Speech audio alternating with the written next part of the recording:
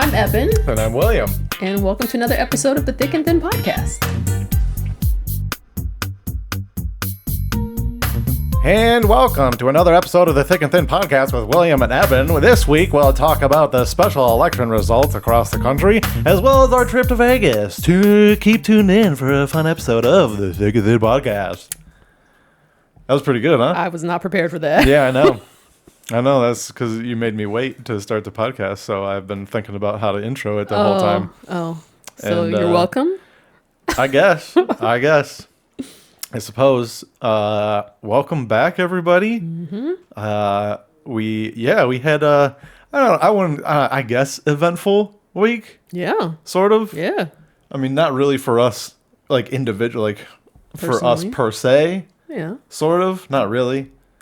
But like I said, there was the election results that are sweeping the nation. Mm-hmm. Yeah, we took a trip to Vegas on Friday. Mm-hmm. Where do you want to start? Dealer's choice. No, I asked you first. Also, is that the rule? Like, whoever poses the question gets the benefit? Well, you can't just, like, defer. Yeah. This isn't a football coin toss. You can't be like, nah, I don't want to choose right now. You can defer. That's why there's a whole word that means what it means to defer. But in this instance, it doesn't apply. No. That's not acceptable. Because the moment that I go, your choice, you're going to go, no, I asked you first. Because you've established that precedent. Who is licking loud? Oh. Bo. When did I establish that? At some point. Oh, yeah? Yeah.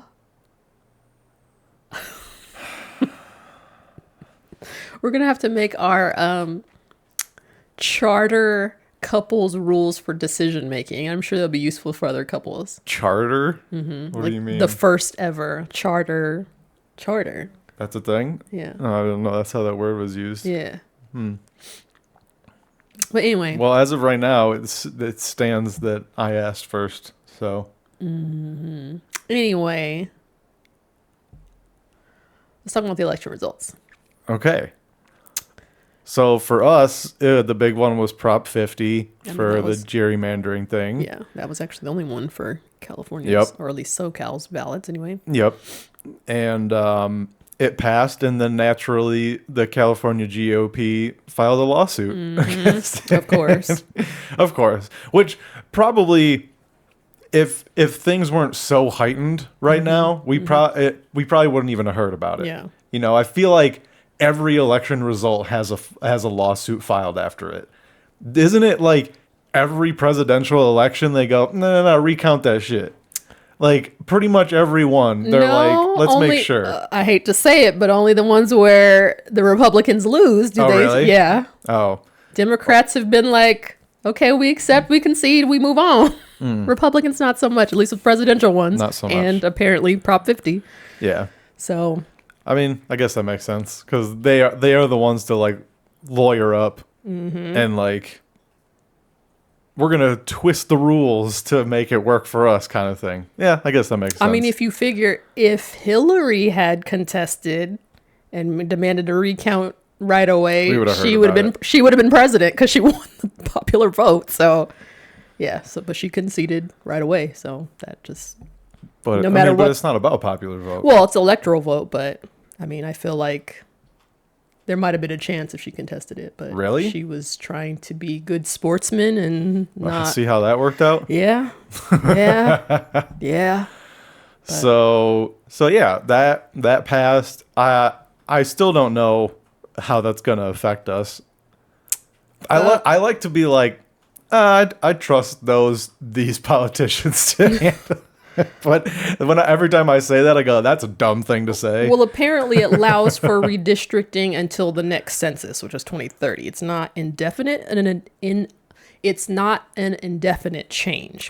Usually I kind of like that. Redistricting only occurs when the population is counted, which is once every decade, and then they adjust it accordingly. So this was Newsom's response to Texas doing it without an election, their governor's just like, we gonna do it, much to people's chagrin in their state. And at least Gavin was like, let the people vote on it. And that's, and that's the crazy thing. Like, when I saw that they were filing a lawsuit against it, it's like, yo, we voted for it. Like, how can you go against what the people voted for? Exactly. And it was a huge turnout from what I understand. Yeah, it was kind of an overwhelming victory. Yeah. So I don't get that part. Like, we voted for, how are you going to file? What are you going to file? Are you going to sue the whole fucking state? It's like, yeah. So apparently I just realized, I think it's Arizona. Is it Arizona? I don't know if it's a governor or a senator or a congressperson. They won their election a while ago, maybe June. I'm not sure. Yeah, it's been June. I know what you're talking about. And they won't swear her in because she'll vote on the Epstein files. Yes, and I'm like, see that. I saw it. It's like a congresswoman, I think. Yeah, and it's like, see, why y'all just playing dirty? I thought we had rules. Like, let's play by the rules, but when the rules are not in their favor, they want to be raggedy. Yeah, they're like a kid where it's like they lose and they're like, I'm gonna change. I'm gonna flip the table. Yeah, I'm taking my ball and I'm going home. Exactly. Like, that's exactly. And it's unbecoming. Very. And you have listed here the gubernatorial races. I've never seen that. Guber-NAW-torial? Guber-NAW-torial? You didn't know that that's I was going to make a joke that's what it looks like is pronounced. No, that is the adjective for things. Yeah, it's weird. You would think it would just be gubernatorial, but no. Gubernatorial. I kind of figured out what it meant, but to say goober? I literally did not make this up. It's guber-NAW-torial. I mean, we should call them governors. That would make more sense, because then we can be like, you fucking goober. Wait, let me spell it right. Goober. See, it's a word. I mean, I believe you. Of or relating to a governor. I mean, I believe you. What's the pronunciation? Is it gubernatorial? Oh, wait, is it Guber-NAW-torial? Nope. Goober. God, dude. If you ever wanted to not take politics seriously, that's the reason. That's the word to throw up. You fucking gubernatorial. That's so crazy. Yep. Like, yeah, I prefer like when Schwarzenegger was in office and they called him the governator. That's a better word than gubernatorial. The first time I heard it, or paid attention, I should say, I'm sure I heard it, just didn't register it. I want to say I was a teenager, and I thought it was like, did somebody misspeak? Like, did they mean to say gubernatorial? Are they taking a jab at the governor by calling it a gubernatorial? No, but that is the legit word. That's insane, dude. Oh, man. But anyway, yeah. You goober. I'm going to start calling you that. That's such a funny word. And then I'm going to say I'm the governor. No, you're the governor. Whatever. Gubernator. So quite a few special elections happened across the country. And their results seem to be a very obvious referendum on the way things are. So that was kind of hopeful. Virginia and New Jersey got new governors that are Democrats. And then, of course, New York City's mayoral. Yeah, there's a fucked up word for that, too. I think it's just mayoral. Me-mural? Just mayoral. Did you vote in the me-mural special election? You can't even say that. It sounds like you're imitating the Roadrunner. Me-mural? Yeah, I mean, it's gubernatorial. Well, you say it all guttural like that. Gubernatorial. This is a gubernatorial and the mayoral races. But yeah, so New York City got a new mayor. A goddamn communist, if you ask the Republicans. Yeah, or a jihadist or whatever other things they're racially calling him. It's crazy. It's actually wild. And his... Well, I guess the current one was in the race for a minute, Eric Adams, and dropped out. And then, what's the previous one? Cuomo was in as an independent. And was he? Mm-hmm. But I thought, what was the other guy? Sliwa? Oh, yeah. I thought they were like both Republicans, and Sliwa refused to drop out. And that's a lot of people. What I heard is that that kind of split the Republican votes, well, which obviously helped Mamdani. Yeah, well, Cuomo ran under the Independent, even though he previously was Democrat. Fair enough. And well, I mean, I'm sure you guys, if you haven't lived under a rock, you remember the controversy surrounding Cuomo back in the day, which caused him to step down from mayor before. Or wait, he was Governor Cuomo. That was a governor, not mayor. Sorry, he was the Goober. He was governor of New York and decided to York. hop in as a mayor candidate, and had some sexual assault issues, legal issues. Imagine being accused of sexual assault and then being like, I think I can still be the Goober of New York. I mean, isn't the president currently in that situation? Hey, good point. Touche. And I'm sure what didn't help him was the fact that Trump endorsed him at the last minute to the point he was like, nah. Like, I don't. Wow. I don't need that. And yeah, that didn't help him either. So, yeah. Pretty crazy. I mean, I'm curious to see what happens with New York. I feel like nothing's really going to change. Like, hopefully things get more under control for the common person. Because everybody that I see, like, bitching about Mamdani being elected, it's like, it's all rich people. Yeah. And so it's like, oh, well, if you're the ones that don't want it, it's probably good for most of us. Yeah, exactly.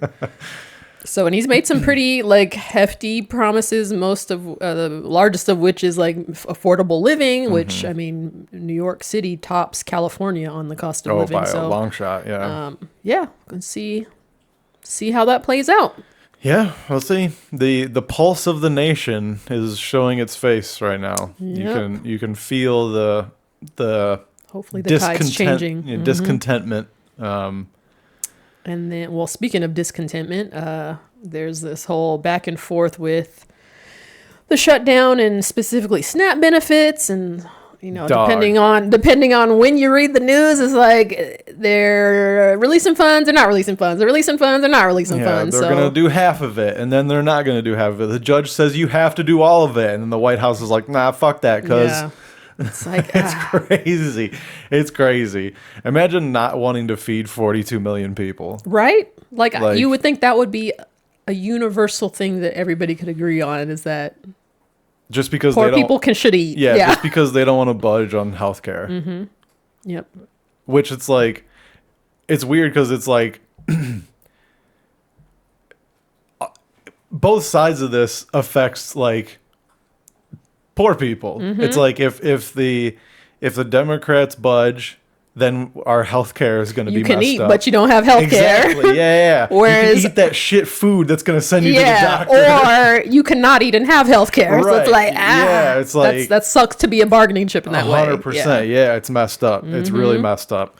So you would think like, and especially most politicians, most like Congress people say, I don't know how like the voting stuff work. It's Congress that's dealing with it, right? Yes, because the House of Representatives. Yeah, because the Senate is they come after, right? They would vote after. I'm not sure the order, but I feel like the Senate is in the Republicans' favor anyway. Right.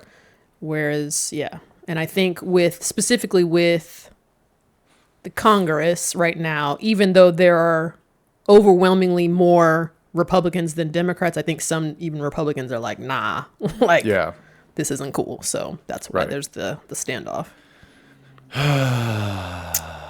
So hopefully whatever, unless you're rich, which cool if you're rich and listening to this, but I'm hoping this energizes people to vote, and specifically if you're affected, which I mean I don't know how you cannot be in some level in these 11 months. Remember this come next November when we have our midterms. Yep. So I was gonna say it's crazy that like most congressmen, they're gonna be from a district that people aren't rich in, right? Like most of them it's like middle America. I mean, obviously that's why they call it middle America, right? It's because if there's a bell curve, like most of the people fall in the middle. So like the chances that you're in a district of like the upper echelon, it's like it's literally, I mean, it's got to be similar to like the numbers, like 1% to 2% of them would be like for the rich people. It's like, so how are the majority of you not like voting. You know what I'm saying? It's like you're not even helping your constituents in that case. Like you're pretty much going against the betterment of the people that you're supposed to represent. Mm-hmm. It's crazy. Speaking of, we just granted those people voted those people in, but yeah, even what did we just? Oh, Bill Maher a week ago yesterday, or a week ago, 2 Fridays ago. Sorry, whatever. What day are we on? Sunday. Mm-hmm. So 2 Fridays ago, Marjorie Taylor Greene was on Bill Maher, which Bill Maher is left-leaning, and Marjorie Taylor left-leaning, yeah, and Marjorie Taylor Greene is not. So we watched the episode, and I'm thinking there's going to be like sparks galore, and she was surprisingly reasonable. Amazing, yeah. It was pretty. She was calm. She, usually clips you see of her is like, she's got her hair on fire, practically screaming, and in like State of the Union things, she's yelling liars, and she's all like. And she was calm and she was reasonable. I was like, we are really in the upside down. Yes. Because she is like, this shit ain't cool. And she even talked about like, because she is a congresswoman from Georgia. And Lordy, can you hear it in her voice? But she even had to acknowledge, she was like, my constituents are, poor and they're affected by this. And we need to put this backbiting and fighting aside and I was like, oh my God. It's going to be interesting. Oh my God. Yeah, it's going to be interesting to see how she acts like once this all blows over. Yeah. Like if she just reverts to being a psycho or if she's going to like stay in that pocket of reasonability. Yeah. Which would be nice. Yeah. Because we need that. Yeah. Even from the most unlikely sources. For sure. Especially from those. Because, she's not just right. She's right. Yeah. Right. Like, so, yeah, that was a surprising breath of fresh air. It's just like, if she can put it aside, petty backbiting for the common good, can't we all? Like, yep. You would think. Yeah. So. You would think. Yeah. So that's your news update for the bi-yearly politic discussion from us.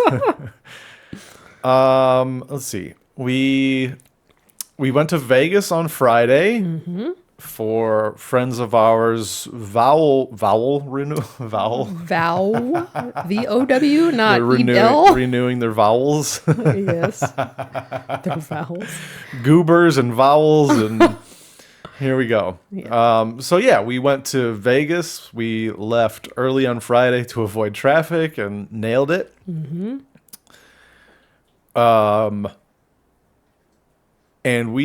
So it was at the Taco Bell Cantina that is like right on the strip. Yeah.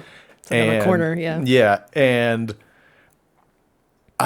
Vegas is such an interesting city. It's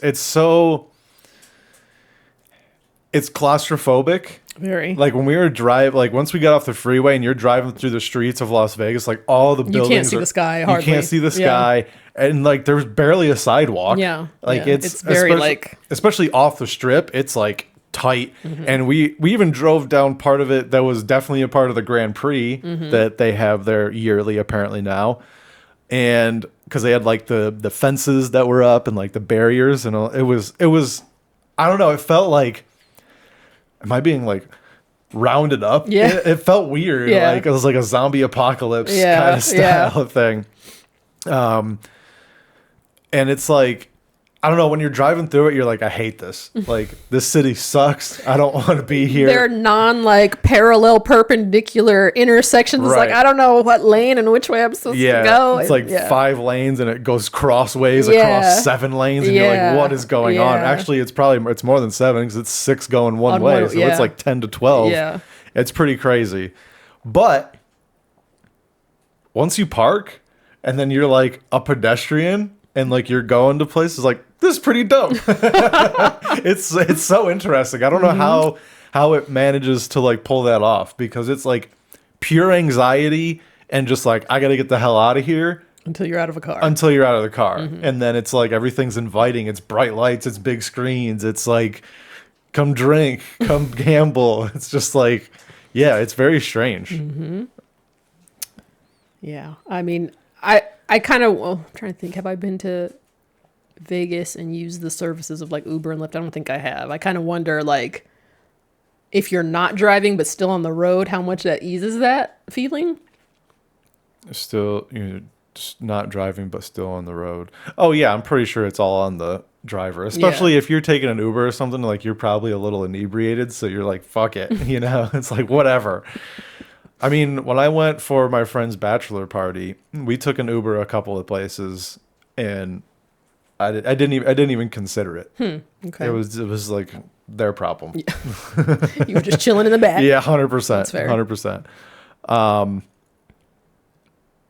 But yeah, we found a good parking spot, which if we go back, we need to park there. Yeah, every time. was there even 10 people in that parking garage? When we left at like 5. Yeah. And it was like basically empty. Yeah. And I was like, are we not supposed to park here? I know. I don't know if people like avoid it because it's so close to the strip that they're like, it's probably either expensive or already full. And it was neither. It was cheaper to park there than it is to go to the Pantages or Disneyland. Yeah, you're right. You're right. You're absolutely right. So yeah, it was 3 doors down. Yeah. Shout out. From the Taco Bell Cantina. So it was nice and close. And it maxed out at $25. I didn't see like a time limit of like, I'm assuming you can just park there overnight. All day or overnight. Yeah, I don't know. Yeah. Like, that's pretty crazy though. So I don't know. This trip made me realize, like, I think Vegas is more affordable than we give it credit for. Well, we weren't staying. Overnight. But like, when it comes to a room, it's like I kind of expect to pay $100-something for. I think you can find a room for $100, like off the strip. Sure. Oh, okay. Yeah. Whatever. I don't know. I'm not even sure. You can. I feel like there are probably certain weekends where they know it's not going to be busy and they'll offer. Give you a deal. Yeah. Because I feel like your regular basic Comfort Inn you can't get for under $100 a night anymore. I think just stuff is more expensive. I don't think it'd be under 100, but I think it'd be less than 2. That's fair. That's still expensive, but yeah. For one night going to Vegas, Yeah. If you can keep the whole trip under $500, I feel like that's a pretty good deal for Vegas. Including like your gambling and food, like. Plus, when you get a hotel, usually they have like a buffet or a food, like something like. I guess. $500. Jesus, your bar is high. It's Vegas. Okay. The thing, like, we spent probably $25 to drive there and back, $25 on parking. If you spend, let's say, $200 on the room, that's $250. That leaves you $250 for gambling and food and drinks. I guess, yeah. There's no way I would gamble, but you know me. I would make you. I would max out at $20. I would force you to gamble. No, you can't. I can. No. Well, this is your $100. If you don't spend it on gambling, you're giving me money? Taking it back. That's a different. If you're giving me, if I'm not using my own money, okay, I'll gamble. Yeah, but even then, I still feel like I'd be like, The thing with me that makes it hard to wrap around gambling, like higher stakes like that, is like, I know you get, free drinks while you're in there, which I can't drink a lot anyway. I'm like one drink. I forgot about that part. And it's like, I feel like at some point beyond like $20, like I feel like I need to have something in exchange. Like if I didn't win, I need a free meal or something. Like I have a hard time just like poof money out and not have something to show for it, or I don't know. It's mental for me, but I can't. I think like the last time I went, since there was like a group of us and we're kind of like all gambling together, that's the fun for me. It's like a camaraderie thing. Like I guess we're all like playing craps together. Okay. Like that was fun. Okay. But like when you walk through a casino and you see like a dude just sitting at like a roulette, like just by themselves at roulette, or like playing baccarat or whatever that thing is called that only Asians apparently know how to play.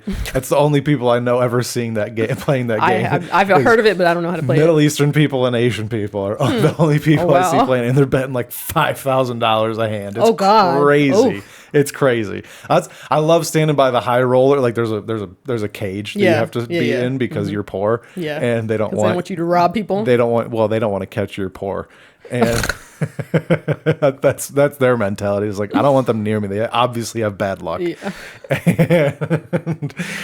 And I just love standing there and watching them put like a stack of 10,000. That would give me anxiety. Like, what the hell, dude? That must be so exhilarating. Like I get that, but I love doing that. But yeah, just as like the lone gambler, it's like, oh, you have a problem. Like you're not doing this like with your boys, like having fun. It's like you're just. I don't even know that. I'm trying to think. I'm trying to put my mind in that situation. I think I would prefer to gamble without a witness than with friends. Because, like you said, I feel like if you're with friends, you can kind of get swept up in a thing and maybe overextend yourself. I don't know. I wouldn't want witnesses. I mean, I see where you're coming from, but. I don't know. Like I said, because if I fuck up, I want it to be just between me and the Lord, and nobody has to know. But you can't really mess up. Like it's not all. It's gambling. It's a game of chance. Again, like it's not on you. Well, to me, I assume for me, messing up is losing money. I wouldn't want. Oh my God. I wouldn't want to. I don't want witnesses. I think it's about the mentality going in. It's like I'm almost expecting to lose this amount of money, and if I don't, that's a positive. That gives me anxiety to think about that. Man. Now, if they had some kind of like, hey, for every $20 you lose, you get a free meal. I'm gonna stay. A $20 meal. Okay, 25. Whatever. If I get a consolation prize for my losses, I might be able to wrap my mind around that. That's what the drinks are for. Well, how can you? Well, if they would give you an option, do you want drinks or food? I might be gambling and be fat. But I mean, nah. What you're saying is ridiculous, but they can definitely afford it. Yeah, it's not that like they don't. I feel like food is cheaper than liquor, so they'd be winning on me. That's a good point. That's a good point. So yeah, I would park myself at a little penny slots and just be eating all the live long day. That's what I did toward the end of my stay last time because I was running out of money. So I was like, let me just sit at these cheap places and get drinks. But when you go alone, at least as a man, you get proposed by hookers like all the time. How does that happen? Dog. Like you just sitting there and somebody just slides up? 100%. Are they overt? Like, are they... Or is it kind of ambiguous, like somebody's hitting on you and then you kind of between the lines? It depends. I had it happen twice the last time I was there. Oh my gosh. So one time it was like 4 a.m. I had my AirPods in. I was literally just walking through the casino, just like taking in everything. Mm-hmm. And this girl walked up to me and like she just had like the F me eyes on. She was like, "Hey, what are you doing?" And I was like, just walking around. She's like, "Do you want to go up to your room?" I was like, "What?" I was Dang, straight to the point. Yeah. I was like, no, like my friend's up there. And she's like, "That's fine." I'm like, "You're a psycho." Like, you're crazy. Oh my god. And I was like, is solicitation legal there? I don't think so, but I mean, it's on the casino floor. It's loud. Like nobody's gonna. Like okay. I'm not gonna go to the cop and be like, "That woman said she would suck my dick for $100." Like I'm not gonna. And that was it was I don't know, I don't remember if it was 100. It was like she got to the pricing stage. Yeah, it was like so much to suck it, so much to fuck it. Like it was like whoa. Wow. Yeah, I think it was like 1 in 200. I think it was That's wild. So that was the first one, and then this is the same trip, twice in the same trip. Yeah. Oh geez. And then the second time, it was like again toward the end of the trip, so I was low on money, so I went to like a video poker like at the bar, because then I could get a drink and just tip them like $2, and I was just sitting there playing video poker, and this girl a couple seats down, she was like, "What are you up to?" And I was like, just gambling the last of my money." And then she was like, "How much do you got?" And I think I literally held up like a $5 bill. And I was like, "This is it." She didn't even say anything. She just turned around and faced the other way. I was like, "Oh, okay." Wow. Yeah. Yeah, it's pretty crazy, especially if you're alone, because they're like, oh, lonely guy, probably has money, is in Vegas. Like, it's just you're a mark. Like, yeah, it's very interesting. I wondered, like, do women have that experience? Like, if a single woman there by herself, a gigolo, yeah, would a dude pull up? I don't know. Huh? I bet you old women get proposed more than like young girls. Oh, because the perception they have money. Yeah. Huh. Wow. Yeah. That's wild. Yeah, it was pretty eye opening. Interesting. Yeah. So anyway, back to our trip. No hookers at the Taco Bell cantina. Pretty disappointing, if I'm being honest. Taco Bell. I mean, we're in a private area, so that's probably why. That's true. Yeah, maybe they were down there seeing who gets the big margaritas, and they go, "That's my guy." So yeah, we walked in this Taco Bell cantina, and I was amazed at how small it was. Yeah, I thought it was gonna be a lot bigger. Well, especially the bottom floor, like where Gin Pop is, as it were. Yeah, the peasants and serfs. Yeah. But the upstairs area was kind of cool. But it was still small. It was small, cramped. yeah. But and I wonder if that's normally open. I assume so, since they have a sign. That's true. That we walked by, you know, like private party going on. So. Right. Plus, they had like the full menu up there, like with the bar. So I feel like you could order food and stuff. Yeah. Well, maybe not food. I don't know. But they had a full bar, and it was open bar for us, which best way to my heart is through an open bar and free unlimited Taco Bell and unlimited open bar. Yeah, I was in heaven. It was amazing. I probably had 6 or 7 drinks easily. Jeez. A few whiskeys, a whiskey and pep, a hard Mountain Dew, which was awesome. I saw that on the thing. I was like, "Is that available?" She was like, "Yeah, obviously, dummy." And I was like, "I want one of those." They had the regular kind and the Baja Blast. I'm not that big of a fan of Baja Blast. Okay. I never got the allure of it. I'm just like, just give me a regular Mountain Dew. I don't know, like, but this had no sugar, no caffeine. This is a health food the way I see it. Okay. And it was a tall can too. It was a tall can. Yeah, it was good. It was like 5% alcohol. It was good. I liked it. I want to look for them. I'd never seen them before, but when you said like, are they available in gas stations? Like, I genuinely never look at like alcohol in like convenience stores. Yeah. I haven't looked in years. Usually when I go, I'm like, I'm just going to get a 6-pack of beer or something like that. Like I don't even consider the hard drinks, like hard soft drink, whatever you want to call hard soft, the medium drinks. So. Yeah. Unlimited Taco Bell. Dude. So good. I was out there coughing somewhere. We had Crunch Wraps, Doritos tacos, potato tacos, which were awesome. Yeah.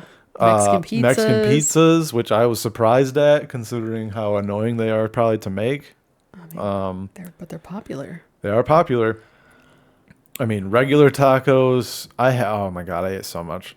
And they had their bar. They could make like slushy alcoholic drinks. Yeah, you could choose your liquor. Your liquor, yeah, yep, that was really good. Yeah. Yep. You had like a margarita. A margarita slushy, and she was like, "Do you want what kind of tequila do you want?" I was, I'm not like a alcohol aficionado. She named one kind, and then she was like Patron. I was like, Patron is probably one of the better ones. Yeah. And it was good. Mm-hmm. It was very good. Because I was gonna do that. I was gonna do like the slushy, and then I saw the hard Mountain Dew. I was like, "Give me that instead." That's what I want. So it was a good time. Yeah, it's. We ate so much we didn't eat until lunch the next day. Yeah. It was a lot. Mm-hmm. It was a lot. Take me back. It's so great. And just like sitting there, they had this like open window that you could like look down the strip on, we were looking over like Louis Vuitton and Gucci and like Dolce & Gabbana and Prada, Tom Ford. Yeah. Like it just makes you feel like elite. Yeah. It felt good. Like, dang, I could get used to this, Yeah, that was a nice setup. It was nice. Yeah, you could look out over the strip and just enjoy it. I don't know. It's like I said, it's a very interesting city. Like I don't think you get that feeling anywhere else. I mean, I don't know how you felt. Maybe I'm more susceptible to things like that. I don't know. Like, I mean, living the high life. As I kind of mentioned it when we were there. I feel like Vegas as a whole is similar to like a casino, like the you know, like when you're in a casino, there's no windows. You know, it's optimal for you to lose track of time. Right. You're completely disconnected from whatever your normal life is. Like Vegas in general feels like that. It's like you're in this other world. Like you completely can like forget your troubles and let's get happy. You know, it's definitely that kind of space. It's like, you know, there's glitz and lights and excitement going on. Vegas is not similar to New York City. Spaces like that I can do in small doses. Yeah. It's like for me, Vegas, like 2 days, it's like that's probably where I top out. Then I'm like, okay, I'm ready to go back to normalcy. For sure. Yeah. Oh, for sure. Yeah, for sure. But yeah, as far as like the claustrophobicness of it, I had a similar feeling with New York City. It's like the only time you can see sky is like looking straight up. Yeah. Like everything is just like there. And, you know, obviously living in a place where there are wide open spaces. Yeah, that definitely makes you feel claustrophobic. It just like, I know with Vegas, like most of the people that actually live there, obviously they don't live like downtown Las Vegas. You know, you live in the suburbs. Yeah. And probably don't even actually go to. But I love the idea of being so close, and you could just go get that rush or whatever, that high anytime. It's like 30 minutes, and you're just in Las Vegas. Yeah. Like that must be so cool to have that option. But I honestly, I would hazard a guess that residents of Las Vegas or North Las Vegas, whichever one, you know, it has normal people living, it's probably like people that live near Disneyland. It's probably like, it's always there. Like they probably don't appreciate it as much as outsiders do. Right. And I'm always like, well, then why do you live there? I mean, you know what I mean? If you can't go and appreciate like where you're at. I mean, they could work in some related industry. They could have just been raised there and never moved all their families there. There's a number of reasons why people could live there. That's not a good reason for me. I mean, I guess.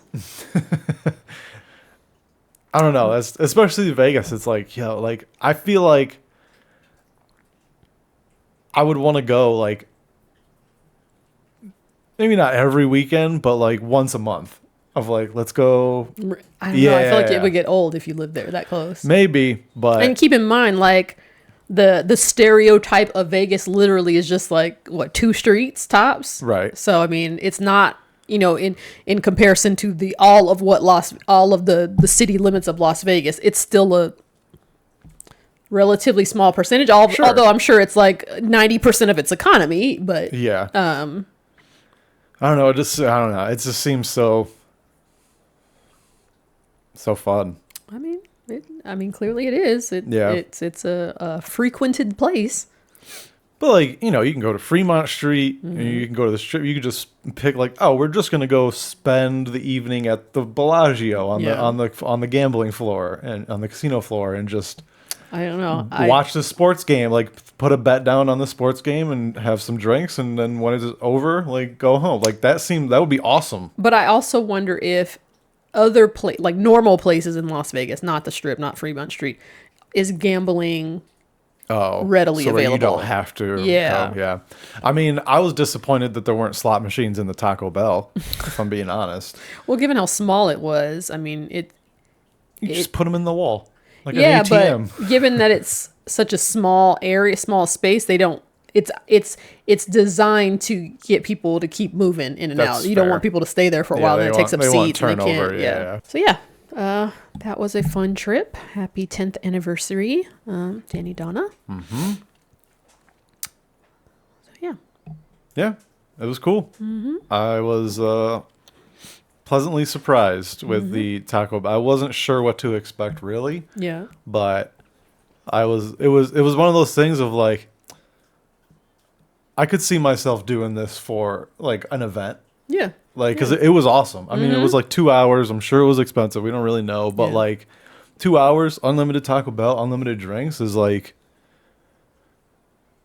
Yeah. For most people, I know, like, not you necessarily, but for most people, that's like... That's amazing. Like, that's... Yeah. I've never had so much Taco Bell in one sitting in my life. And Me either, for that matter. That's saying a lot. Yeah. That was awesome. I just wish they had quesadillas. That's the only thing that I missed. Oh, yeah. I didn't realize that they didn't have them. Yeah, but it's okay. Okay, so since we went to celebrate a marriage, while it wasn't a wedding, how would you feel if this occurred? Oh boy. When you went to a wedding. Let me give you guys a scenario that just happened. So about a couple of weeks ago, my husband and I went to the wedding of a coworker of his. We RSVP'd. We had to change a couple things around, whatever, to make sure we were able to go to this wedding. We get there. It was an older couple. I didn't really even know anything about them, but they were an older couple, and it was a very small, intimate, pretty casual wedding. We weren't able to stay for the entire time, but we wanted to be sure, because we RSVP'd, that we showed our face and supported and, whatever. Like I said, and again, it was a very small, probably 20 people or less. Not that that really matters, but, and very casual wedding, but lovely enough. So anywho. I like how she felt like she had to give them their props. That means that she's about to rip them up. The sandwich. Yeah, the compliment sandwich. Yeah. We ran out of there and we had forgot the card in the car. The card to give as the gift or whatever. We forgot it in the car. Now, this coworker with my husband has retired. Like, again, we both work for the federal government. Out of work right now, obviously, because we are all furloughed. But this person retired.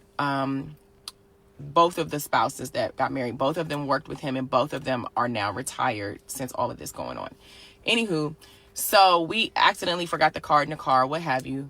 And so we had to run out because we had to get our sons from, the things, because we had other people picking them up, all the things. Like, get to the point to make sure we made it to this wedding. So fast forward to yesterday, I received an email. Now, mind you, I don't know these people. The RSVP was done via email, and I was the one that RSVP'd. So I only just met them at the wedding. And so I received an email from the persons whose wedding it was, essentially saying, hey, hope you had a great time at the wedding. You looked so pretty, blah, blah, blah. We were going through our cards and our gifts and noticed that we didn't receive anything from you all. It went on to say, I brought it to the attention of your husband a few days ago. He informed me that, you guys, because you ran out of there, you forgot, and that he was going to mail it. I still have not received it. It then went on to say, a couple of other people said that they forgot to leave theirs as well. However, they managed to send theirs. One of them even hand brought it to me. I'm trying to figure out what's going on with you guys. So attached is my mailing address again, so that you can get that over to me. Hope you all have a great day. I would love to know everyone else's thoughts about this, because genuinely I forgot about it. I didn't, and he forgot it. Like, we forgot about it. Are gifts required at a wedding? Are they, do you assume if you had a wedding, somebody better bring you a gift? Got it. Jesus Christ. Ooh. So I was... Before we get to that, people on the internet, shorten your shit. For the love of God. Like, just trying to give context. I get it. She said the same thing like 4 times. Yeah.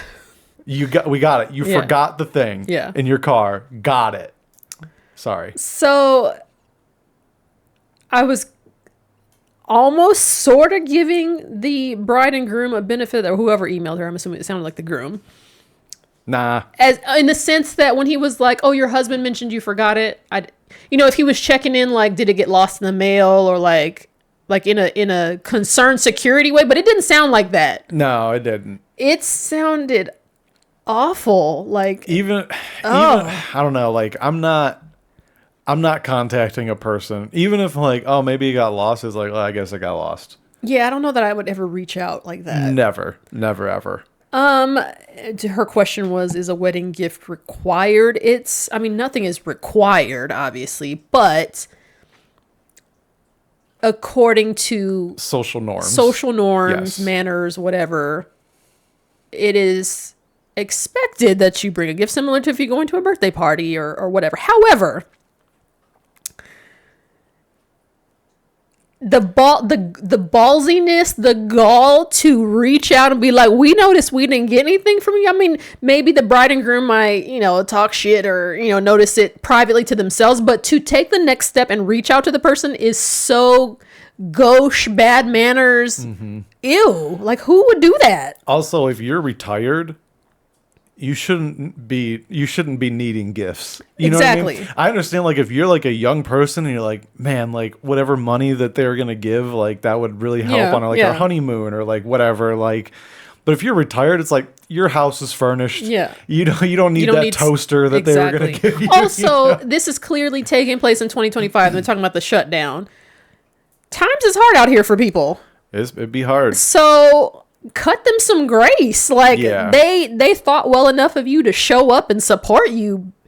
Damn, really? You gonna be ungrateful like that? That's rude on a whole nother level. I think I would be more offended if they like didn't show up or like RSVP'd and didn't show. Yeah, I'd be like, wow, that was rude. Well, and obviously that's costing them money because they got food and stuff for you. So yeah, reach out for that. Yeah, but we didn't get your gift.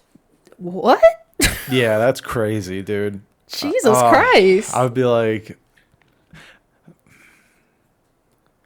assuming that they hadn't mailed it again, I'd been like, well, I guess they're not getting it at all then. I would actively not send it. For sure. And if these are her husband's coworkers, I would tell the husband, you need to respond to this because you don't want me to respond to this. Because they finna not be your friends anymore. By the way, I'm going to respond to this. Right. Like, it was like a coworker, and they're retired. It's like, I don't have to see them anymore. I mean, I assume they're friends to be invited to a small wedding, but the way my personality is set up, if I'm responding to that, I'm blowing something up. Yeah. Like, that bridge is going to be burnt, because how dare you? Yeah, it's crazy. It's crazy. I would tell her, if I were her, I'd tell you need to handle this, because you don't want me to handle that. That's good to know. I mean, something like that. What would you do? Like, getting the email? Like, say the situation's reversed. We're going to my friend's wedding, and I RSVP'd for some stupid reason. And so then they reached out to you, like, "Hey, we didn't get y'all's gift." What would you do? Man, I probably would hand it off to you. Exactly. Yeah, because I don't know what I would say. I think that I would definitely take offense to it, but then I would respond like I didn't know, like I didn't take offense to it. Yeah, what do you mean? Like I would read it and be like, "The fuck, man, fuck this bitch," And then when I responded, I'd be like, "Oh, we got caught up and we haven't mailed it yet. I'm sorry. Like, we'll put it out as soon as we can." Like, I would. Oh, nice. All right. Yeah, probably, because that's how I was raised, unfortunately. I mean, same, but again, this couple is breaching. But I think what I just said, that's just the easy way to just like, and now it's gone. You don't have to worry about like, oh, are they still mad at me? Because you know what I'm saying? Like any further like confrontation, you don't have to worry about. That's where I'm coming from. Okay, that's fair. Does that make sense? Yeah. Also, if I were her and she pawned it off on her husband to deal with, I'd be like, scratch my name off that card. This is from you. Grab some white out. Yeah. Don't put my name on this no more. Yeah. That's man, is that? But and it actually surprised me. Like, this is some shit that I expect from like Gen Z. right? Like younger people, like that's the kind of stuff that I expect from them. But to be like they're older, they're retired. If they're retirement age, that's at least like late 50s at the youngest. It's probably not your first marriage. Yeah. So like, what's the deal here? Crazy. That would be a back away from the keyboard Ebon moment for me. Yeah.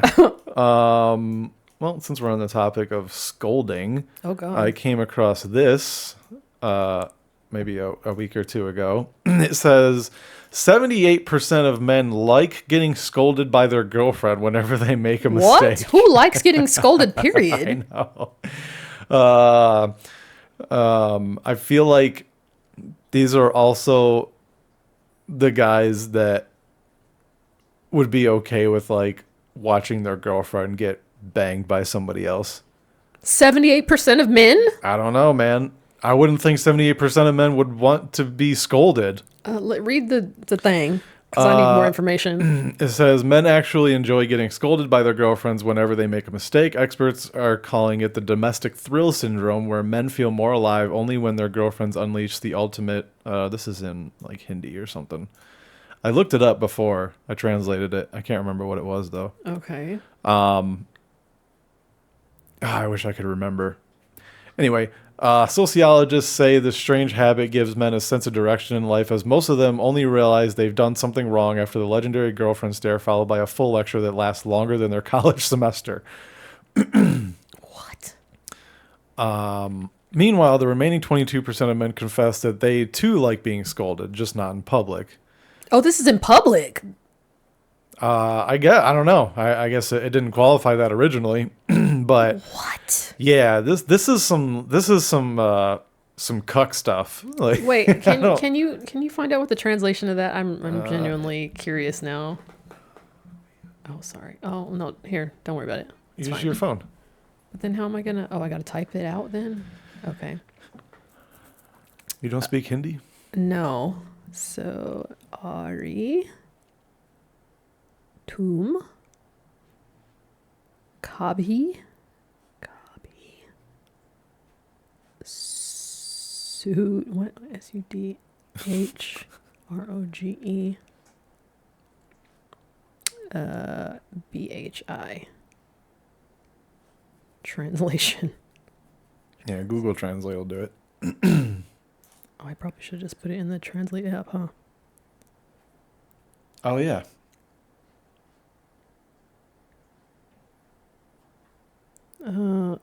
Copy it. Just copy it and then go to Google Translate.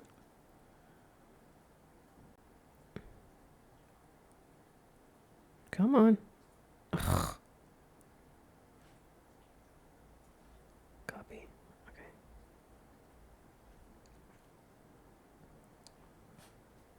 Okay. Come on. Okay, paste. Oh, will you get better? Will you ever get better? Oh, will you ever get better? Sorry. This is weird to me.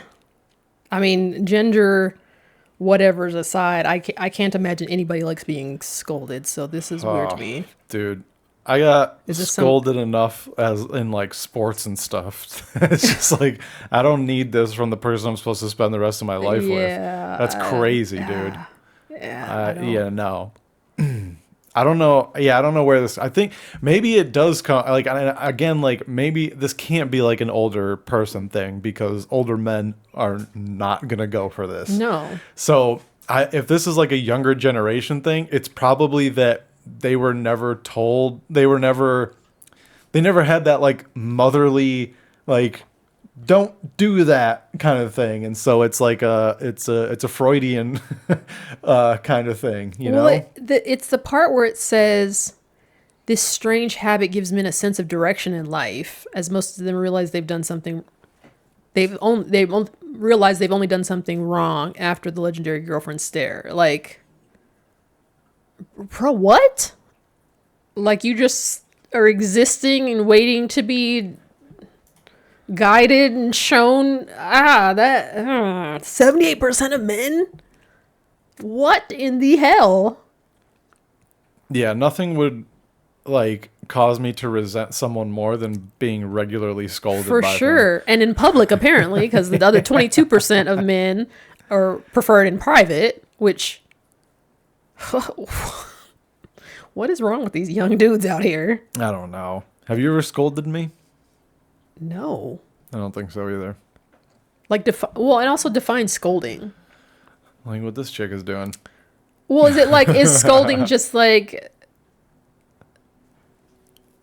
is it really like a, you did wrong, da, da, da, da, da, like a hammering of it? Or is it just kind of like a, hey, I noticed, be mindful of this in the future. I don't know. Like what, to what extent is scolding? No, it's definitely the first one. Okay. Then no, I definitely have definitely like, did you not realize like this, and this? Like, when are you ever going to learn? Ugh. Like, when are you going to figure out like blah, blah, blah, blah? I don't know. I feel like scolding should specifically and only be reserved for parents to children. Yeah. Yeah. In any other situation, it's inappropriate, I think. Mm-hmm. I would agree. Yep. Because, I feel like in any other situation, in theory, you should be equals. You talk to me like a freaking adult. Like, no. Yeah. Yeah. Well, that kind of, sort of, but not really, leads into the next thing. Oh. I'm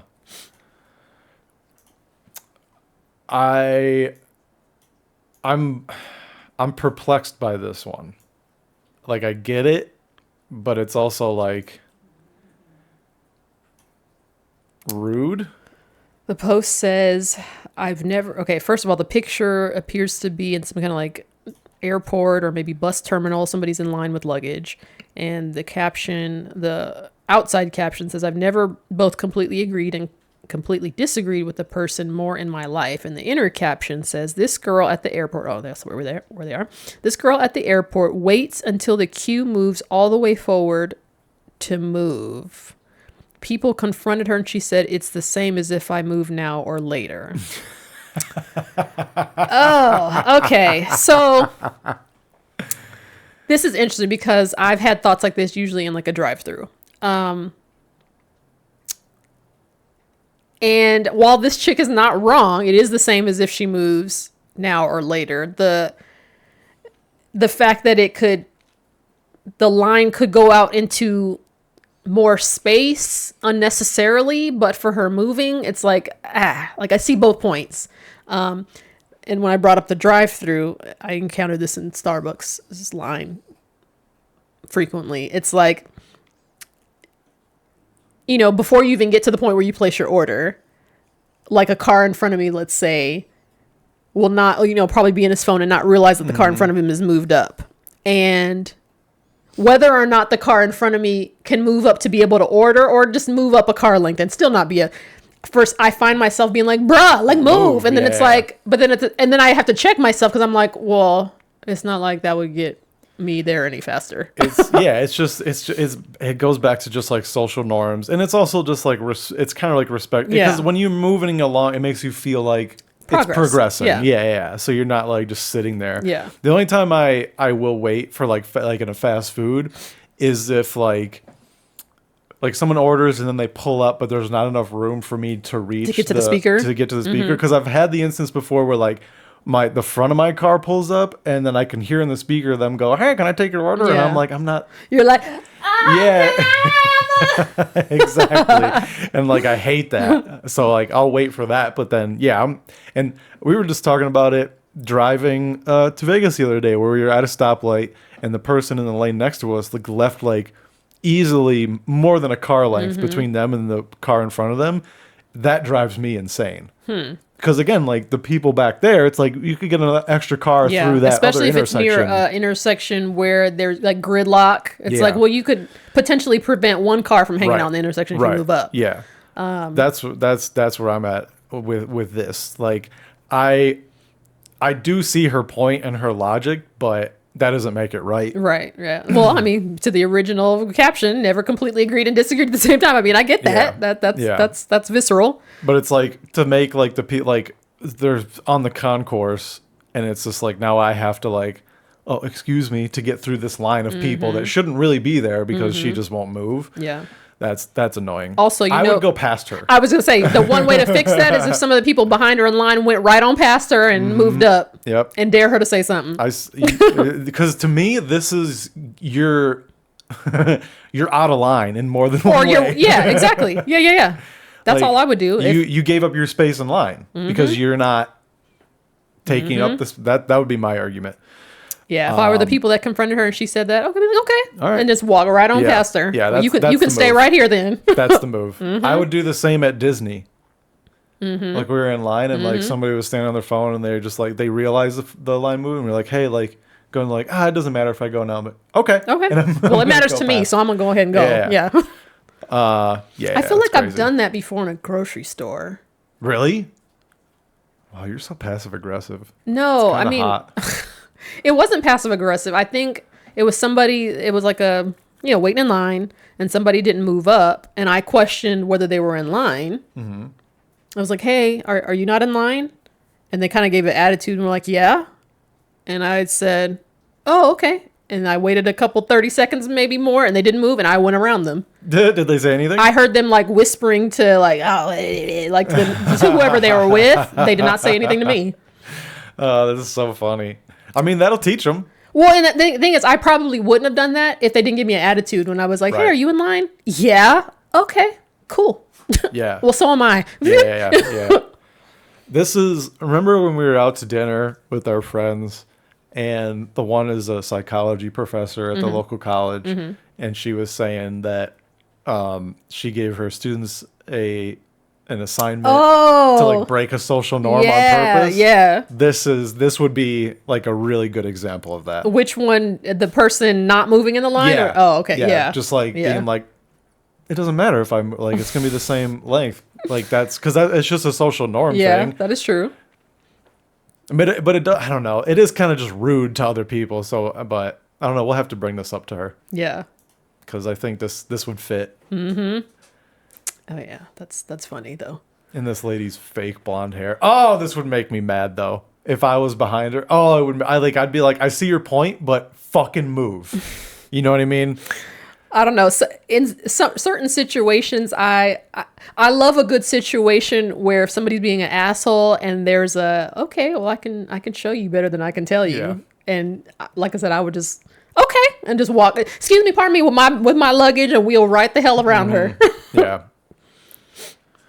Yep. And hope, or as Cedric the Entertainer in that one, wish she would say something. Yeah. Go on, get the airport police involved. Let's see how this shakes out because I feel like I wonder. Because to me, I feel like going around her is respecting her decision to not move. That's fine. I'm not forcing you to move. Right. But that's your decision, not mine. I want to move. Yeah. I wonder what they would probably just like, I don't want to say separate you, but I feel like they would just be like, all right, like let's get you so there's no more confrontation. They would just be like, let's take you, the person that went in front of her, and then if she's like bitching at you and they got like authorities involved, they'd probably just take you and be like, all right, let's get you through because we don't want you to continue to conflict. You know what I mean? Well, if anything, this chick is the one that would complain. That's what I'm saying. And if me as the cutting quote unquote person didn't engage at that point and she continued to make the official, I'd be like, well, I asked her, she said this, I respected her choice to not move, but I got places to be and I want to move in the line. I feel like they wouldn't make you move back. They would not make me move back, and I feel like they would tell her, well, ma'am, you need to close the gap. I agree. In the future. You're right. I agree, actually, yeah. That would probably be the case. And that's assuming, again, that the cutting person, me in this scenario, chose not to engage with her, and we're not escalating this or a bit back and forth. She ain't got no leg to stand on. You damn right.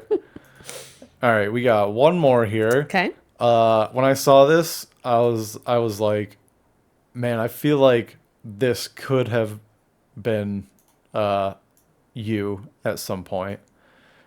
Or like, I'm glad that your fiscal responsibility doesn't go this far. Although when I first moved in, it was like, because you'd be like, why are you running the water? I'm like, I don't know, it's just what I've always done. Like, you're always like, it's costing us money. I'm like, okay, if you say so. They split eggs by initials to stay under 25 a week. I don't understand what that means. We have a weekly budget of $25 for our groceries. Well, the household grocery budget goes towards everything that we share. $25 a week. Where do they live? And when was this? This has to be old because just look at this guy's style. Like, look at his haircut and the stupid necklace that he We actually wears. share the milk. But sometimes he likes to eat more of certain things, so then we have to buy him his own, and he's responsible for those charges. We actually label our eggs. There's 6 of them, 6 for Kay, for Carissa, and 6 R's for Rick. There's been a couple of times where the person who's bought the eggs, especially Carissa, the eggs were cracked, and she didn't double check them before she purchased them. So that actually comes out of her eggs. We are really competitive when it comes to being cheap. This is where I keep all my snacks. Oh my gosh, she's a locker? She hides the key from me, so I can never actually... I mean, look at his necklace. It's like a puka shell necklace. And this, like, hollow... They're not even... What's the Lacoste? Where it's the alligator? Yeah. It's like, what year is this? 1999? Get in there. Always on my person. You spend a lot of money and time and research getting a snack at a good deal. So when he eats them, that's like taking money out of my wallet. So I have to protect my snacks. This way they last longer, and it's a security system for my treats. Can I have one? I guess. It's like the Wu-Tang Clan. Protect your snacks. That means that you owe me 15 cents. Whoa. Also, like... Look at his haircut. You should have saved money on the haircut and the puka shell necklace. How did we get to this? Like, a regular conversation couldn't have... I don't know, man. It could have been solved with, you could just pay for the groceries and I'll take care of another bill. Like, but let me read this caption. Since their wedding 5 years ago, Rick and Carissa have turned frugality into a nonstop challenge as seen on Extreme Cheapskates. They shower together, share a toothbrush. Did we talk about this a few episodes ago? And even use the same piece of floss. Oh, that's rough. In the name of saving a penny. I mean, I don't even think you're saving a penny. The lengths they'll go to reach their peak in funeral planning. They've prepaid a single coffin for both of them. Their reasoning is that when one of them dies first, that body will be exhumed later so that when the other dies, they can be buried together, thereby splitting the cost by one. I think someone needs to tell them that money doesn't matter when you're dead. Oh my God. It's like, I was cheap, but damn. Yeah. What are you doing with your money then? Yeah, like, is this a result of being, like, destitute or, like, poor? They're having to scrimp this hard, or do they like to go on vacation? They can't scrimp for another toothbrush in their own pack of floss, though? Yeah, that's crazy. That is wild. Because it's like, if you're just saving money for no reason, what's the point? Yeah, like, and also, why buy a single coffin? Like, just get cremated. That's cheaper. Word. You put your ashes in the same urn or whatever the hell, but this is weird. Yeah. Imagine being their kids. Oh my God. I don't think it's the family piece of floss. Just rinse it off. Rinse the chunkles off and use it on. Gross. I mean, they probably monetarily negotiate sex, though. If it's that serious. You're spending my time, so you owe me $2 per pump or something. Oh, man. This is wild. I want to see some of the comments on this because I know they got to be frying them up. Please don't have children. Word. Seems like they're both pretty stoked about it. This is like an early version of the Love on the Spectrum. I mean, yeah. I would love to have a Where Are They Now episode. Divorced, I hope. Divorced, probably, yeah. It works for them. I don't know if it does. Yeah. What level of hell is this? 15 cents for a single chip is robbery. They seem happy, though. Well, because they're stupid. I rebuke this kind of love in the name of Jesus. Amen. Yeah, of course they seem happy because they don't have IQs high enough to realize how stupid this is. Again, like, unless they're like, we save all our money so that we can, like, go to Europe every year or, like, visit a different country every year, then it's like, okay, I guess. I don't think I want to go to Europe that bad. You wouldn't share a piece of floss to me to go to Japan? No. No. I see how it is. Because sharing floss and a toothbrush is not that much of a savings in the long run. True. Yeah, it takes us forever to go through toothpaste. Yeah. So it's like, no, y'all are just nasty and cheap. Also, if you want to save on floss, just don't floss. Like, most of America doesn't floss. Or get them, the little things we have, the little single, like, picky, like, pretty cheap. Yeah. Yeah. But yeah, I don't know if there is a goal or endeavor that I would want that bad to endure that. That's ridiculous to me. It is ridiculous. I would agree. It is ridiculous. Yeah. That's one of those, if whatever money we're saving on toothbrush and floss keeps us out of the poorhouse, you're already there. Word. Yeah, that's very true. Yeah, we say that all the time. I'm saying if I said it wrong. If that sends you, if these little extra expenditure sends you to the poorhouse, you're already there. Yeah, it's like they have a house. Yeah.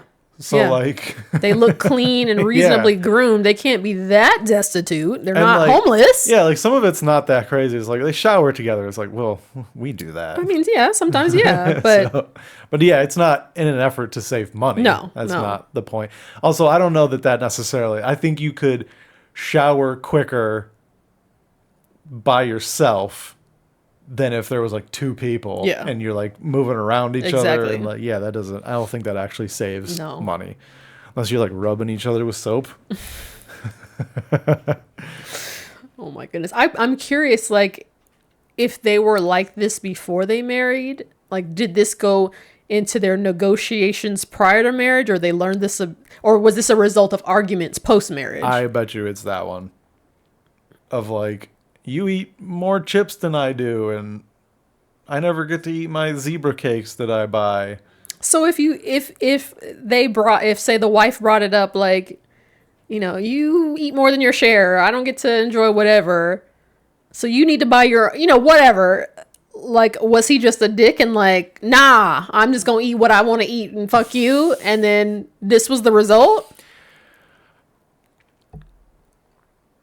It probably went both ways, where it was like he was eating more of the snacks and she was like eating more of the eggs or whatever the hell. And so he was like, well, you eat more of the eggs and I eat more of the snacks. It evens out. And she's like, no, it doesn't. And then they had to like they probably went to therapy or some shit.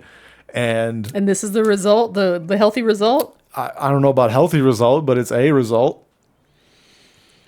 The fact that she had to undo a padlock for where her stuff... Yeah, that's insane. That means he doesn't have self-control. Which is problematic, apparently. Oh, yeah. Or, I mean, the fact that just her bringing it up and expressing concerns didn't curb his behavior any.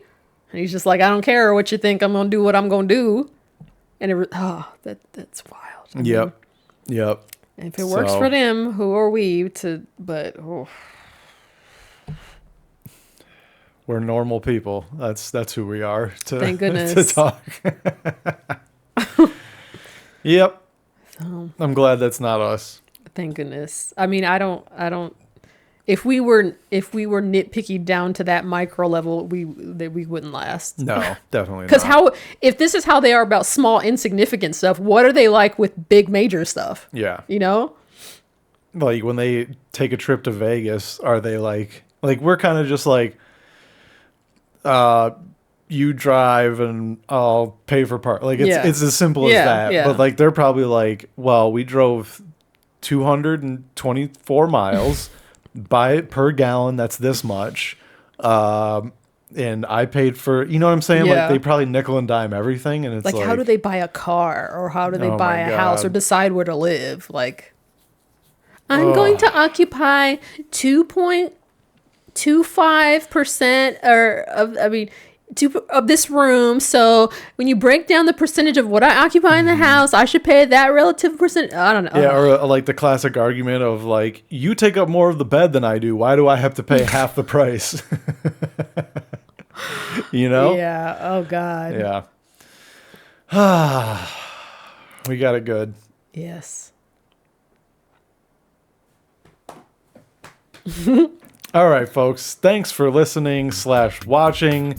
Follow us on Instagram at Willie_D20. And Eb_Nick. And of course, for topics, movie suggestions, costume ideas, I don't think we received any since last week. Nope. But for costume ideas and all that stuff, send it to thickthinpod@gmail.com. This week on Friday, I'll be in Ontario. That's the 14th for a comedy show. So check my Instagram for more information on that. My birthday is on Wednesday, so send me money. And anything else? Nope. All right. Thanks for listening. We'll see you next week. Bye.